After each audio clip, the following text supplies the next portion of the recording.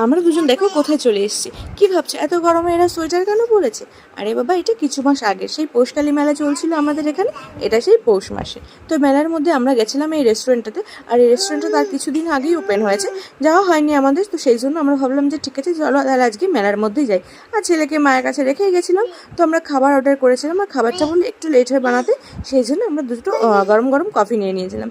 তো আমরা গরম গরম কফিটা খেয়ে নিচ্ছিলাম, আর এই শীতে বেশ ভালো লাগছিলো, যেটা এই গরমে একদমই আমার পছন্দ নয়। বাট দুজনে আমরা খাওয়ার পরে তারপর আমরা যেহেতু খাবার অর্ডার করেছিলাম, দুটো মিক্সড ফ্রাইড রাইস আর একটা চিলি চিকেন করেছিলাম। তো অনেক কথা টথা বলার পর তারপর দেখলাম যে খাবারটা চলে এসেছে, আর খাবারের কোয়ালিটি ছিল অসাধারণ। তো এখানকার খাবারের রিভিউ দেওয়া হয়নি, ভিডিও আমি দিয়েছি।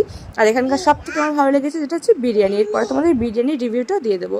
তো আমরা খাওয়া দাওয়া সেরে আর বেশিক্ষণ ওয়েট করিনি, খাওয়া দাওয়া সেরে একেবারে বিল পেমেন্ট করে বেরিয়ে গেছিলাম। যেহেতু ছেলে বাড়িতে ছিল তাই জন্য তাড়াতাড়ি চলে এসেছিলাম।